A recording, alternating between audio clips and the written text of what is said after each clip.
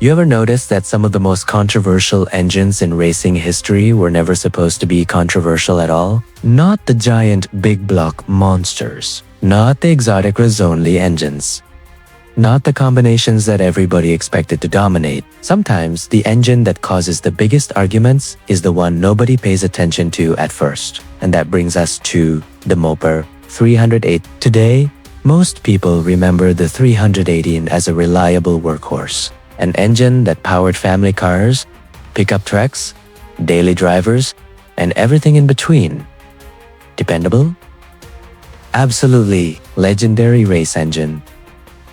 Most people would laugh at the idea, but there was a period when racers started discovering something unexpected. The little 318 was capable of doing things nobody thought it should be able to do. And once competitors started seeing what clever builders were getting out of these engines, a question began spreading through pits and garages all over America. Had everybody underestimated this engine? Because while the big money teams focused on larger, more glamorous combinations, some racers were finding speed in a place nobody expected. And when that happens in motorsports, controversy is never far behind. What started as a forgotten small block eventually became part of a much bigger debate.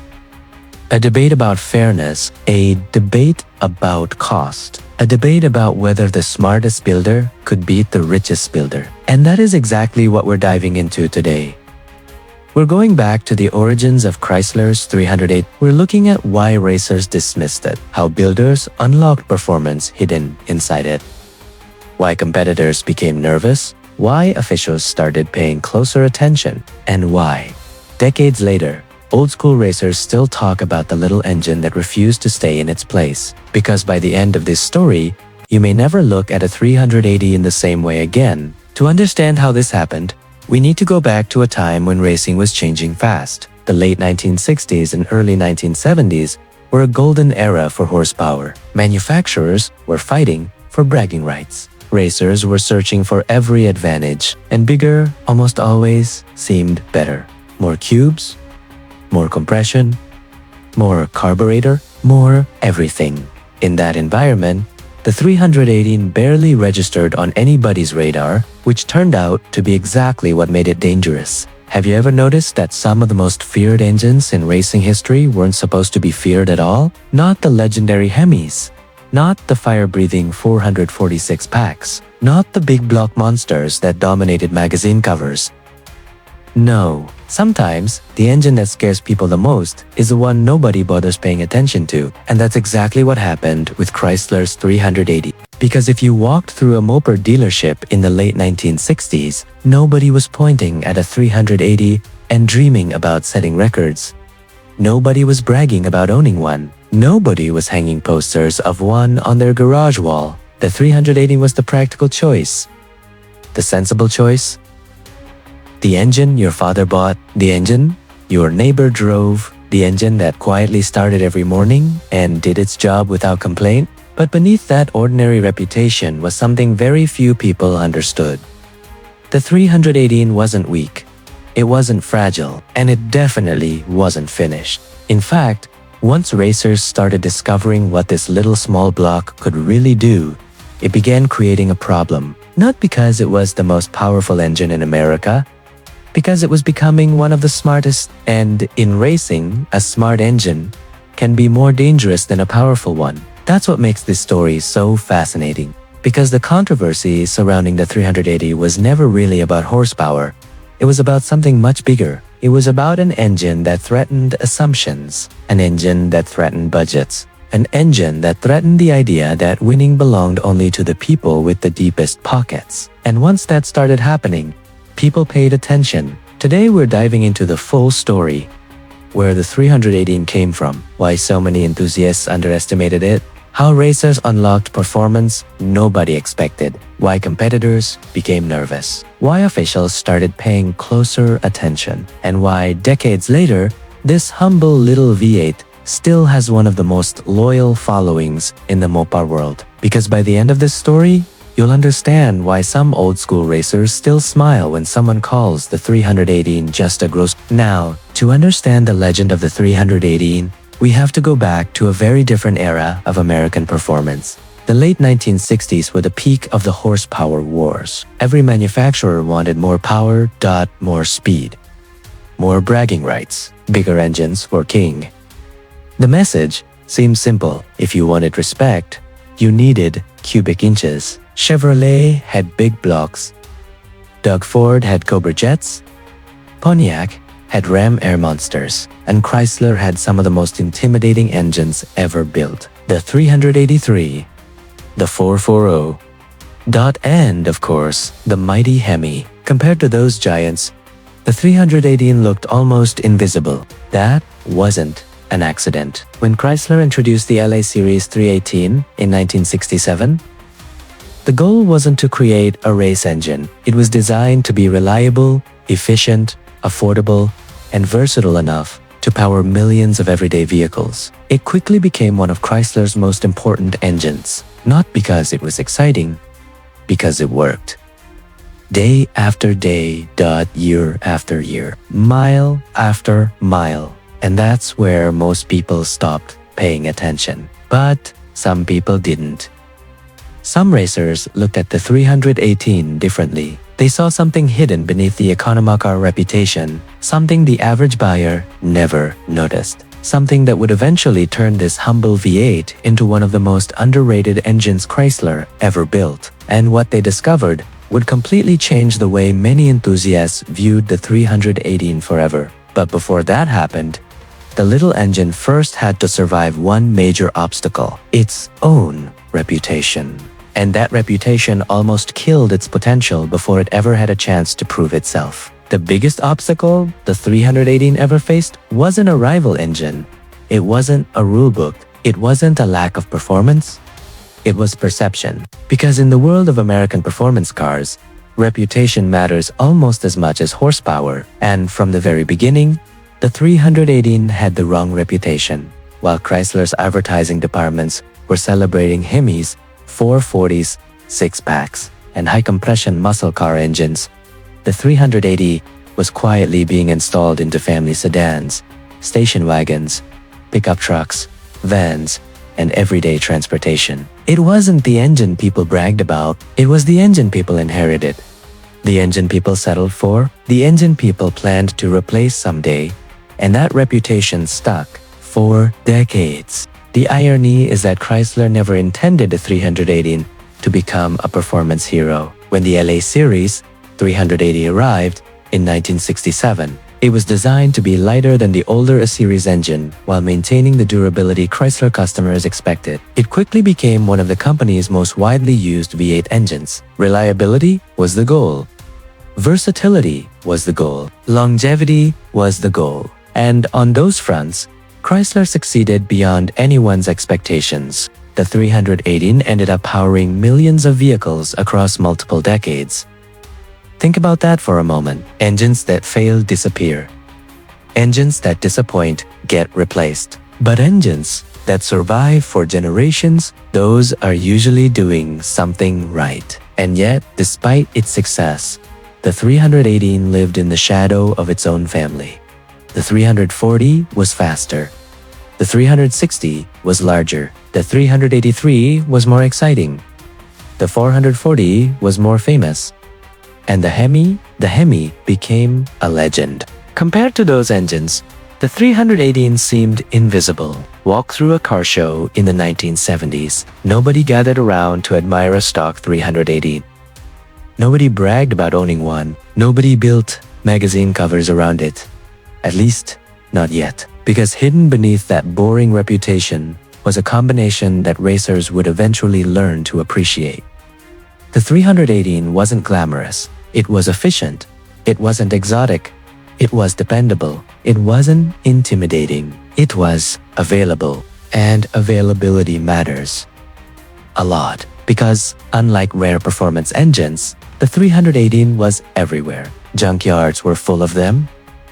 Parts were plentiful. Replacement engines were cheap. For the average working-class racer, that mattered far more than magazine headlines. A wealthy racer could afford a rare engine. A weekend racer couldn't, and that's where the story begins to change. Because while most enthusiasts dismissed the 380, a small group of builders started looking at it differently. They stopped asking what the engine was and started asking what it could become. That distinction changed everything. See, most people judge an engine by its factory horsepower rating. The problem is that factory ratings don't always tell the full story, especially during the muscle car era. The 380 spent much of its life equipped with conservative camshafts, small valve heads, restrictive induction systems, and low compression configurations. Those choices limited performance, but didn't necessarily reflect the engine's true potential. To the average buyer, that meant the engine felt ordinary. To an experienced builder, it meant opportunity. And opportunity in racing is dangerous, because once racers realize an engine has untapped potential, experimentation begins. Different cylinder heads, different camshaft, different intake combinations, different gearing, different tuning strategies. Every weekend, someone would try something new. Most experiments failed.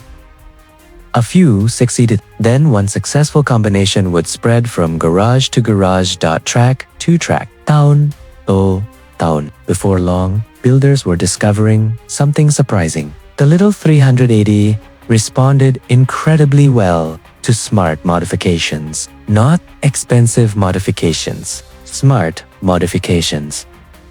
That's an important difference, because racing has always rewarded creativity. And creative builders were starting to realize they could make impressive power without spending big block money. Suddenly, the engine nobody wanted was becoming the engine everybody could afford. And that's when competitors started paying attention. Not because the 318 was winning everything.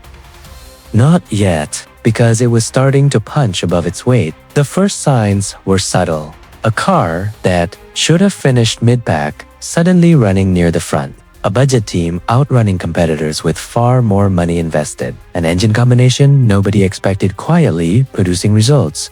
Nothing dramatic, nothing headline-worthy, just enough success to make people curious. And curiosity is dangerous in racing, because curiosity eventually turns into imitation. The moment competitors see a combination working, they want to know why. The moment they learn why, they want to copy it. And the moment everybody starts copying it, the entire class can change. The 380 was getting closer to that moment. But before the engine could become a genuine threat, builders had to solve one major problem. How do you turn an engine designed for reliability into an engine capable of surprising people at the racetrack? The answer would transform the 318's reputation forever. And it all started with a handful of racers who refused to accept that good enough was the engine's final destiny. The funny thing about automotive history is that breakthroughs rarely start in corporate boardrooms. They start in garages. They start with people who refuse to accept conventional wisdom. And in the case of the 380, that's exactly what happened. While most enthusiasts were busy chasing bigger engines, a handful of builders started asking a dangerous question. What if everybody was wrong? What if the 380 wasn't slow? What if it was simply misunderstood? At first, that idea sounded ridiculous. After all, Chrysler already had the 300. The 340 was the performance small block. The factory hot rod, the engine specifically designed to go hunting for Mustangs, Camaros, and everything else Detroit was throwing into the muscle car wars. The 318 wasn't supposed to be in that conversation, but builders kept noticing something strange. The engine refused to die. Time after time, these motors survived abuse that would destroy lesser combinations. High mileage, hard driving, heavy vehicles, poor maintenance. The 380 just kept running. That durability earned it a reputation as one of Chrysler's toughest small blocks. Even critics often admitted the engine was nearly impossible to kill. Most people saw durability. Racers saw potential, because if an engine can survive punishment, it can usually survive modification. And modification is where racing legends are born. Soon, builders started experimenting. Nothing extreme at first. A better intake, a slightly more aggressive cap, some cylinder headwork, careful ignition tuning, the usual tricks, and something unexpected happened. The engine responded. Not a little, a lot. The reason was simple. The 318's biggest weakness had never been its basic architecture. The weakness was the way Chrysler built them from the factory. Small valves, restrictive heads, tiny camshafts, conservative tuning, low compression ratio. The engine had spent most of its life wearing handcuffs. Take away those restrictions and suddenly the personality changed. The same engine that struggled to impress in stock form started feeling completely different. Throttle response improved. Acceleration improved. Power delivery improved. Even more importantly, reliability stayed intact. That's what shocked people. Because usually, there is a trade-off. More power often means less durability. Not here. The 318 seemed perfectly happy, making more power while continuing to survive punishment. Word started spreading. Not through advertisements, not through magazines. Through racers. One racer would see a surprisingly quick Mopar at a local track. Then he'd walk through the pits. Afterward, "What are you running?" The answer would come back at 318. The response was usually the same. No way, but there was a way, and more people were starting to find it. The real advantage wasn't that the 318 was making unbelievable horsepower. The advantage was economics. Let's say you're a weekend racer in 1975. You don't have sponsorship money. You don't have a professional engine shop. You don't have a trailer full of spare parts. What do you have? A limited budget. That's where the 318 became dangerous. Because 340s were getting expensive. Big blocks were expensive. Performance parts were expensive. But 3.8, they were everywhere. Junkyards were full of them. Salvage yards were full of them. Entire donor cars could sometimes be bought for less than the cost of a performance engine rebuild. Suddenly, builders weren't just looking at horsepower. They were looking at value. And value changes everything. Because racing isn't won by having the most expensive combination. It's won by having the most effective combination. A wealthy racer might spend twice as much money for a modest performance gain. A smart racer wants the biggest return on every dollar invested. The 318 started offering exactly that, and that's when competitors began paying attention. Not because the engine was dominating. Not yet. Because the pattern was becoming impossible to ignore. The same story kept appearing. Different tracks, different states, different drivers, different cars. Yet somehow, the results looked familiar. Budget Mopars were running stronger than expected. Much stronger. That doesn't sound revolutionary today. But back then, it challenged decades of assumptions. People had spent years treating the 318 like a supporting actor. Now, it was starting to steal scenes. And whenever that happens in racing, the reaction is predictable. First comes curiosity. Then comes skepticism. Then comes concern. By the late 1970s, the concern was growing. Not because the 318 had become unbeatable, because it had become accessible. Anyone could find one. Anyone could afford one. Anyone could experiment with one. And that is far more threatening than a rare race engine. Rare engines stay rare. Affordable engines spread fast. Soon, racers who had spent years laughing at the 318 found themselves doing something they never expected. They started paying attention. The jokes got quieter. The dismissive comments became less frequent. People started looking under hoods.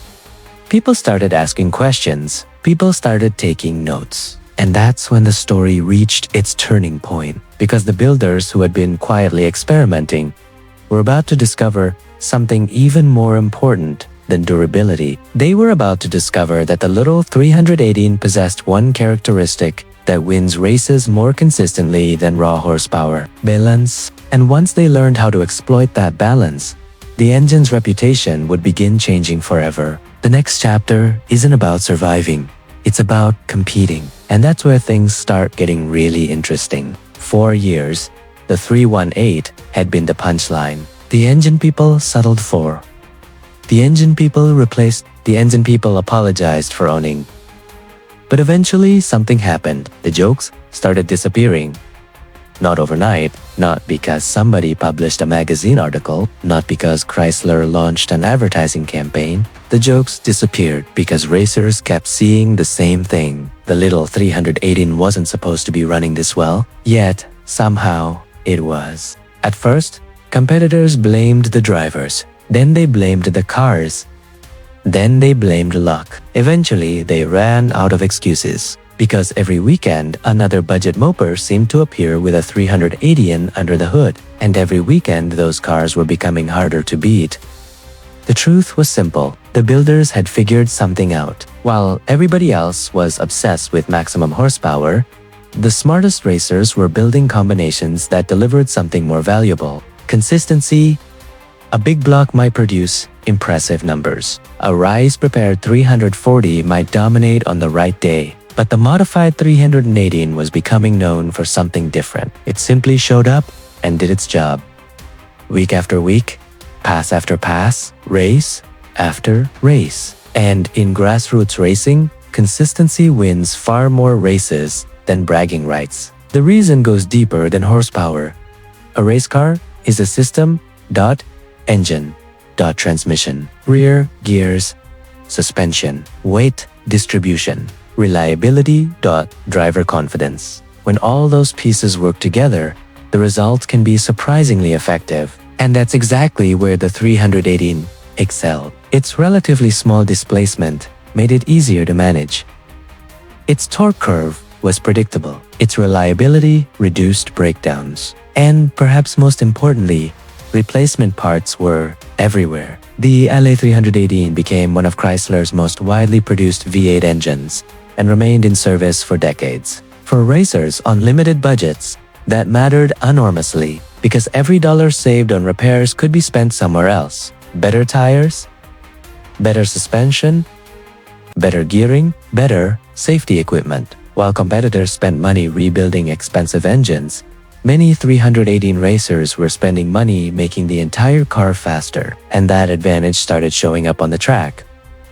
The surprising part wasn't that the 318 could win. The surprising part was who it was beating. Drivers who had spent years looking down on the engine suddenly found themselves staring at its taillights. That created a new problem.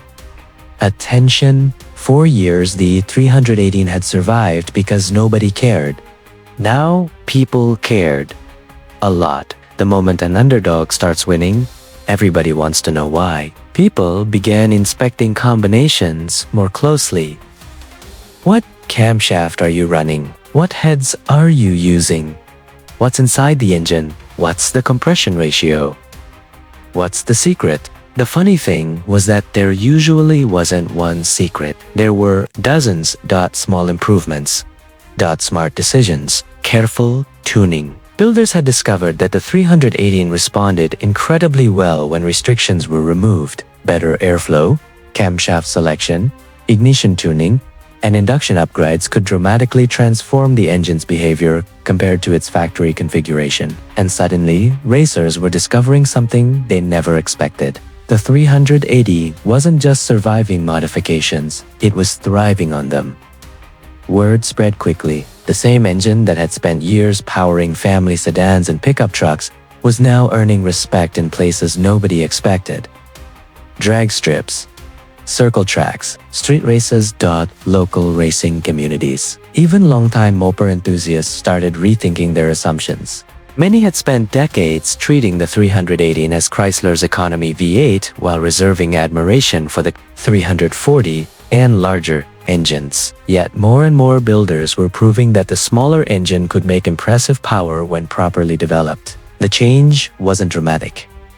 It was gradual, which made it even more dangerous. Because revolutions that happen slowly are often the hardest to stop. Nobody wakes up one morning and realizes the world has changed. They realize it after the change has already happened. That's exactly where the 318 found itself. The engine's reputation was evolving.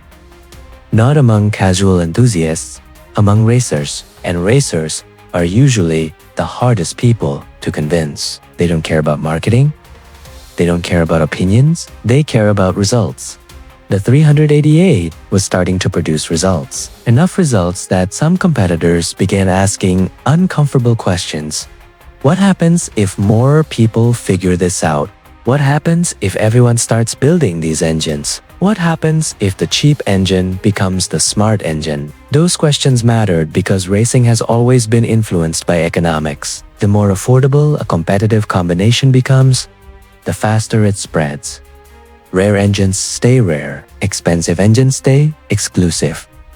Affordable engines change entire classes, and the 318 was becoming dangerously affordable. A racer didn't need a massive budget. A racer didn't need factory-backed support. A racer didn't need exotic parts. All they needed was knowledge, and knowledge spreads faster than money. By now, the transformation was impossible to ignore. The little workhorse engine that nobody respected was becoming one of the most talked about combinations in grassroots Mopar circles. Not because it was unbeatable, because it was accessible. And accessibility scares people more than dominance. Dominance belongs to a few. Accessibility belongs to everyone. That realization marked a turning point. The conversation was no longer about whether the 318 could perform. That argument was over. The new debate was much more controversial. Had Chrysler accidentally created one of the most underrated performance foundations in American automotive history? And if the answer was yes, why had almost nobody noticed for so long? The answer would take us into the most controversial chapter of the 318 story, because once builders started pushing the engine further than ever before, competitors weren't the only ones paying attention. Officials were starting to watch too, and what happened next would create arguments that are still being debated decades later. The moment an underdog starts winning, the conversation changes. People stop asking whether it can compete. They start asking whether it should, and that's exactly what happened to the 318. For years, nobody cared. Nobody inspected it. Nobody complained about it. Nobody accused it of having an unfair advantage because nobody thought it was capable of becoming one. Then the results started appearing. Not national headlines, not major championships. Something much more dangerous. Consistent success. The kind of success that spreads quietly through local racing communities. One racer discovers a combination that works. Another copies it. A third improves it. Before long, dozens of racers are building similar engines. And suddenly, an entire class starts changing. The 318 was moving toward that point. Not because it was producing impossible horsepower, because it was producing affordable horsepower. That distinction matters. A rare racing engine only helps a few people. A cheap engine helps everybody. And when everybody suddenly has access to competitive performance, the entire balance of competition begins to shift.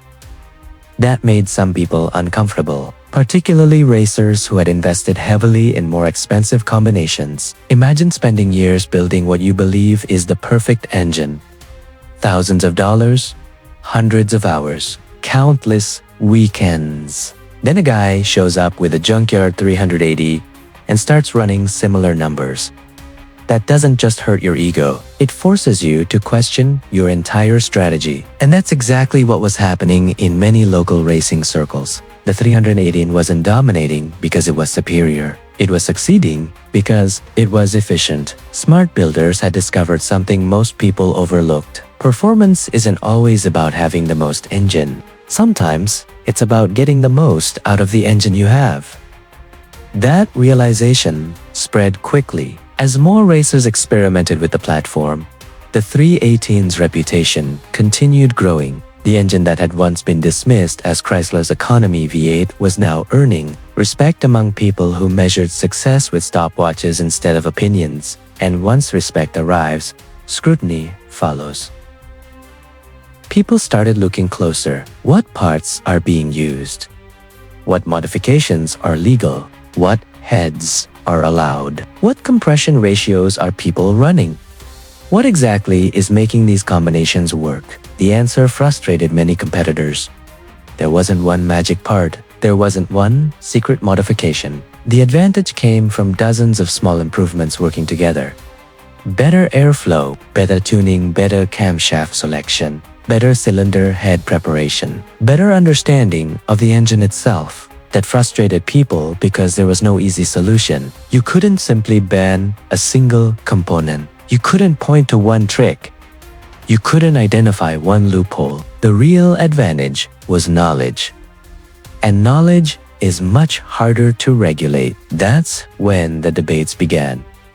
Not official debates, garage debates, pit lane debates, late-night arguments between racers. Some believed the 318 was finally getting the respect it deserved. Others believed people were exaggerating its capabilities. A few argued that builders were proving how good Chrysler's forgotten small block really was. Others insisted racers would still be better off with larger engines. Even today, enthusiasts continued debating exactly where the 318 belongs in Mopar history. Some argue it never received proper recognition because it lived in the shadow of the 340 and 360, while others pointed decades of successful builds as proof of its potential. But one thing was becoming impossible to deny. The 318 had changed the conversation. For decades, the engine had been judged by what it was from the factory. Now people were judging it by what it could become.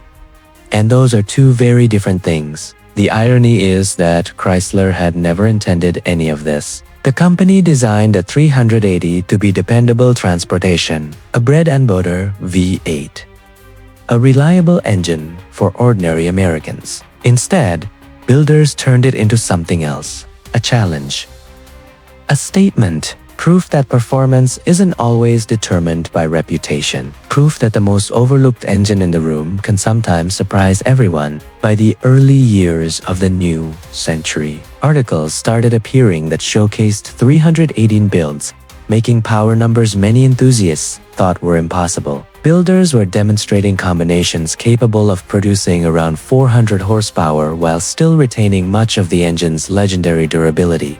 That shocked people. Not because 400 horsepower was extraordinary, because it was coming from a platform many enthusiasts had written off years earlier. The little engine that nobody respected was suddenly becoming a symbol of doing more with less, a symbol of creativity over budget, a symbol of proving conventional wisdom wrong. And that's when the biggest question of all emerged. If the 318 had this much potential hiding beneath the surface, why had almost everybody underestimated it for so long? The answer wasn't mechanical. It wasn't technical. It wasn't even about horsepower. It was psychological. People saw what they expected to see. And for decades, they expected the 380A to be ordinary. The next chapter reveals how that perception finally began to collapse. Because once enthusiasts started revisiting the engine with fresh eyes, they uncovered something remarkable. The 318 wasn't just surviving the test of time. It was building a legacy. And that legacy would eventually become far bigger than anyone imagined. By now, the 318 had done something nobody expected. It had survived, not just as an engine dot, as an idea. Most engines have a lifespan.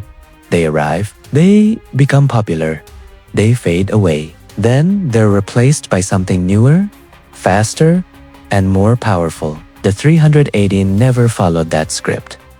Instead, it kept showing up year after year. Because while other engines built their reputations through racing victories, the 318 built its reputation through owners couldn't seem to kill them. Mechanics couldn't seem to kill them. Teenagers certainly couldn't kill them. And believe me, many tried. The stories became legendary. Engines neglected for years.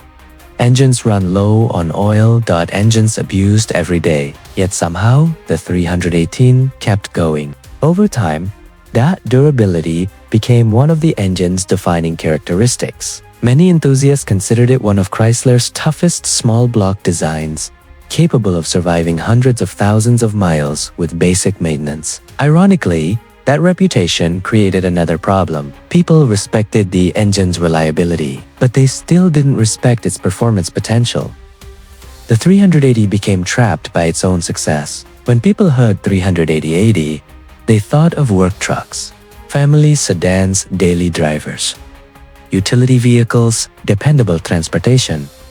Not performance, not excitement, not racing. And because of that, the engine continued living in the shadows. The funny thing is that shadows can be useful. Nobody pays attention to what's hiding inside them. While enthusiasts chased bigger engines, builders kept quietly improving the 318. Ported heads, better camshafts, improved induction systems, higher compression. Years passed. Knowledge spread, and every generation of builders learned something new. The engine wasn't perfect. Nobody claimed it was. The factory heads, restricted airflow, compression ratios were often disappointing. The small valves limited performance potential. But builders discovered that many of those weaknesses could be addressed with careful planning and the right parts. As the years rolled on, the internet accelerated the process. Information that once took years to acquire could now be shared instantly. A builder in California could influence a project in Ohio. A racer in Texas could help a hobbyist in Michigan. Suddenly, decades of knowledge became available to everyone. The 318 community started growing.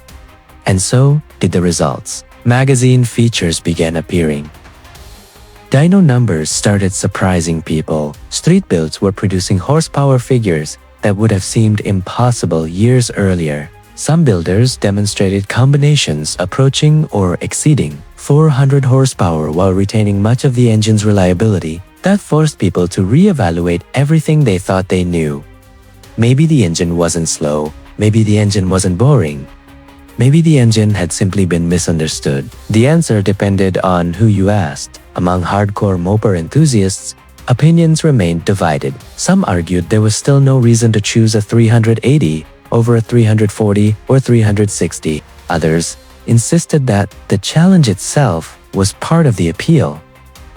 Building a powerful 340 was expected. Building a powerful 318 was satisfying because one followed the crowd. The other proved a point, and that point resonated with a surprising number of enthusiasts, especially the builders, because builders love underdogs. They love proving people wrong. They love finding potential where others see limitations. The 318 offered exactly that opportunity. Not everyone understood it. Not everyone agreed with it. But those who embraced the engine became fiercely loyal. Even today, many Mopar enthusiasts describe the 318 as one of the most underrated engines Chrysler ever produced, praising its durability and hidden potential despite its lack of factory performance credentials. And that's what makes this story different. The 318 never became famous because Chrysler told people it was special. It became special because ordinary enthusiasts discovered it for themselves. One garage at a time, one project at a time, one race at a time. That kind of reputation is difficult to manufacture. It has to be earned. And over decades, the 318 earned it. But perhaps the most remarkable part of the story wasn't the horsepower, or the reliability, or even the respect it eventually gained. It was the lesson the engine taught, a lesson that applies far beyond automobile. Never underestimate something simply because other people do. Never assume reputation equals reality, and never dismiss potential just because it arrives wearing ordinary clothes. Because the 380 spent most of its life being underestimated. Yet somehow it outlasted many of the assumptions people made about it. The engine that nobody respected had become one of the most respected survivors in Mopar history. But the story isn't over yet, because there's one final question we still haven't answered. After all these years, what is the true legacy of the 380, and why are people still talking about it decades after production ended? The answer reveals why this humble small block became far more important than anyone ever imagined. By the time the dust finally settled, something remarkable had happened. The 318 had won. Not in the traditional sense. It didn't become Chrysler's most famous engine. It didn't replace the HEMI. It didn't become the king of drag racing. It didn't dominate magazine covers. But somehow, despite all of that, it won. Because the goal was never fame. The goal was survival, and few engines survived better. Think about all the legendary engines people talked about in the 1960s. Many disappeared. Many became too expensive to own. Many became museum pieces, engines that enthusiasts admire but rarely drive. The 318 followed a different path. Instead of becoming a collector's trophy, it became part of everyday life. Millions were built. Millions were driven. Millions were worked hard. And millions earned a reputation that no advertising campaign could ever buy: the trust. That's a powerful word in the automotive world. Horsepower earns attention. Trust earns loyalty. The 380 earned loyalty, generation after generation. Owners passed stories to their children. Mechanics recommended them to customers. Truck owners depended on them. Racers respected them.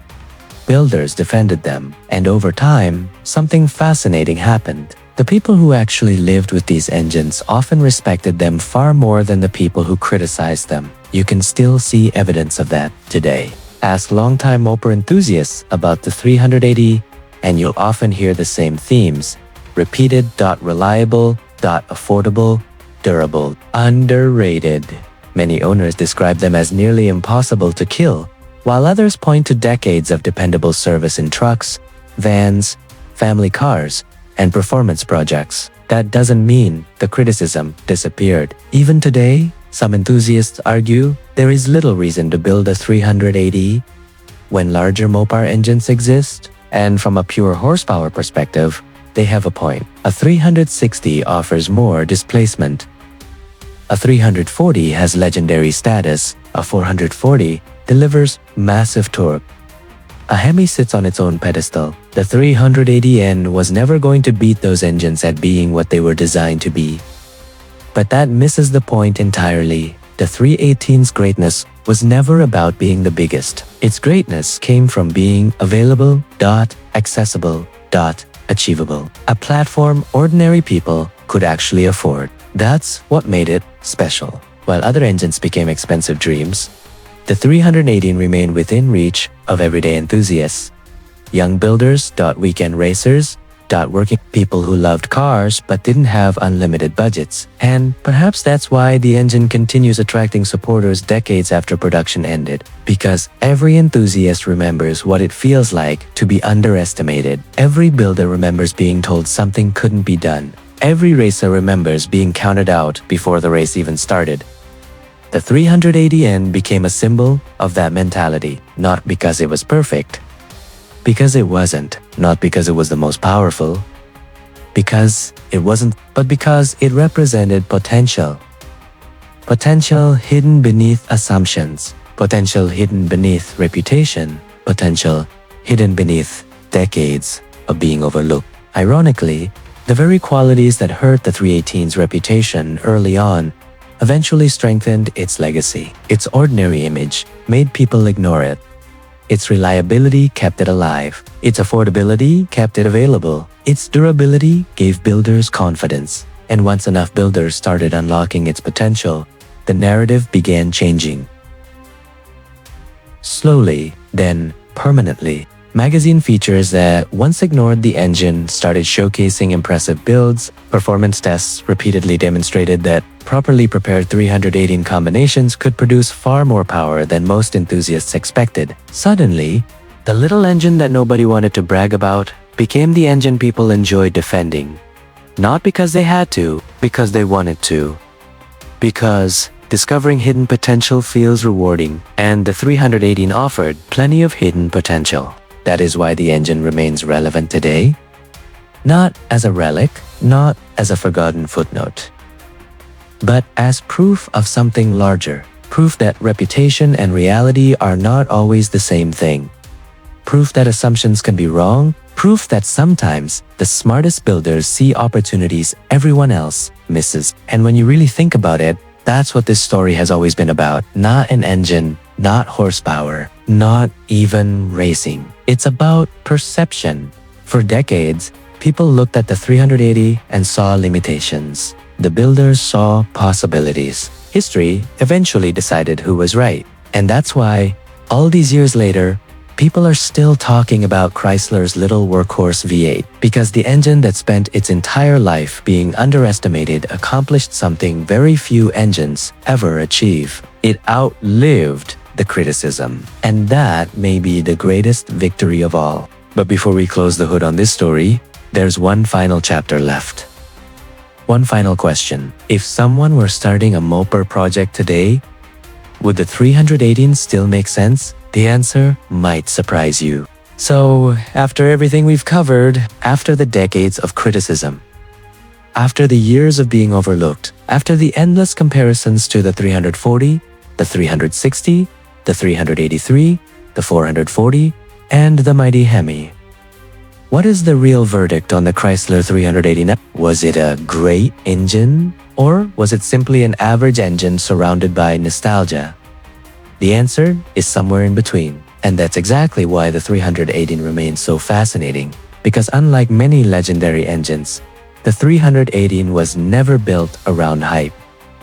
Nobody needed to exaggerate its achievements. Nobody needed to invent a mythology around it. Its reputation was built the old-fashioned way, through millions of miles, millions of owners, and decades of proving itself. That's a very different kind of success. Most famous engines earned their reputation on racetracks. The 318 earned its reputation on highways, construction sites, family vacations, farm roads, small-town garages, and countless driveways across America. That doesn't sound glamorous, but it might be even more impressive. Because race engines only need to survive a few passes. A daily driver needs to survive years. And the 318 became one of the most trusted V8 South Chrysler ever produced. Its long production run, widespread use, and reputation for durability helped make it one of the company's most successful small block engines. Yet, despite all of that success, the engine never escaped its reputation. Even today, mention a 318 in a room full of gearheads, and you'll probably hear the same response. It's okay, it's reliable. It's not a performance engine, and that's where the story comes full circle. Because those reactions are exactly why the 318 continues attracting loyal supporters. People love defending underdogs, especially when the underdog has evidence on its side. The facts are difficult to ignore. Builders have repeatedly demonstrated that the platform can produce far more power than most people assume. Magazine builds have shown that a carefully prepared 318 can reach performance levels that many critics once considered impossible for Chrysler's smallest LA Series V8. More importantly, it does so while maintaining the durability that made the engine famous in the first place. That's a rare combination. Power is common. Reliability is valuable. Having both is what creates legends. Perhaps that's why so many modern enthusiasts are beginning to re-evaluate the engine. As larger Mopar engines become harder to find and more expensive to build, many enthusiasts are rediscovering the advantages of the 380 and millions were produced. Parts remain available, and the platform continues to offer a practical entry point into classic Mopar ownership, and the community seems to agree. Across enthusiast forums, owners repeatedly describe the 380 as dependable, affordable, and surprisingly capable. Many acknowledge that it may never match the prestige of Chrysler's most famous performance engines, but they also argue that its durability and versatility deserve far more respect than the engine traditionally receives. In many ways, the 318 represents something bigger than itself. It represents the average enthusiast, the guy working in a garage after work, the teenager building a first project car, the weekend racer trying to stretch every dollar, the truck owner who needs reliability more than bragging rights, the builder who enjoys proving people wrong. Those people are the reason the 380 never disappeared. Not Chrysler. Not advertising. Not magazine editors, enthusiasts. Because every generation found a new reason to appreciate the engine. One generation admired its reliability, another admired its affordability, another admired its potential, and together, Those generations created a legacy far larger than Chrysler could have imagined. Which brings us back to the question we started with. Why were racers and officials paying attention to this little engine? The answer was never that the 318 was unbeatable. It wasn't. The answer was that it challenged assumptions. It forced people to rethink what mattered. It proved that smart engineering could compete with bigger budgets. It proved that reliability could be just as valuable as horsepower, and perhaps most importantly, it proved that reputation isn't always reality. For decades, people looked at the 380 and saw an ordinary V8. History eventually revealed something different.